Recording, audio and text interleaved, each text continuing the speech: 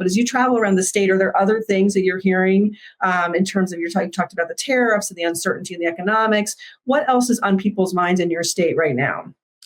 Well, if you want to hear the truth, Debbie, Please.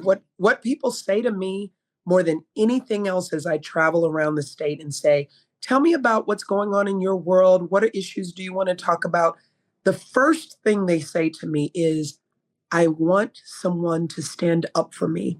I Mhm. want someone to fight for me. And I just, I hear that because people are scared. People are wondering, are they going to be okay? Are they going to be able to care for their families? Are they going to be able to put food on the table?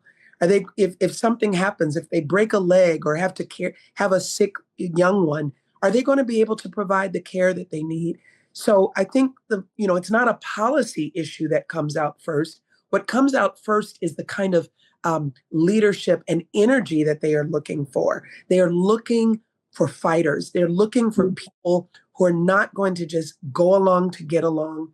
They're not looking for people who are just sitting on the sidelines, but they want people who are going to use their bully pulpits, people who are going to call out the nonsense and really speak very boldly about what's happening and tell them that it's not okay and that we're going to do everything we can. And I certainly want to give kudos to so many, not just governors, lieutenant governors, and others that are doing that, but specifically attorneys general who have been so important at this time, filing case after case to try to stop what we believe, and certainly I believe, is just a disregard for the rule of law and a disregard for our Constitution.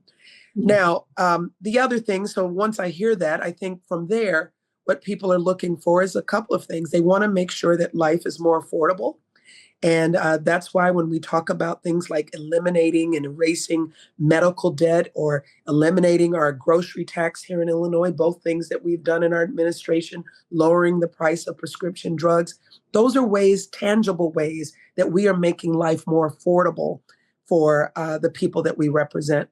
And then, of course, people want to make sure that we defend their fundamental rights. I mean, right now we're looking at an administration that again, as I just said, disregards the rule of law and stomps on the Constitution.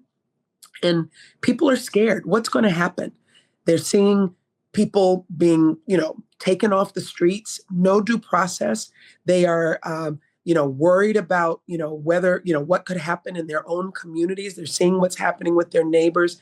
And that's why I think people are so focused on the need for a fighter. I think they believe that, if we have someone to fight for us, who will listen to our needs, who is focused on the everyday sort of kitchen table issues that people are concerned about, that as long as it's somebody who's going to really get in there and fight for them, that's what really matters at this time.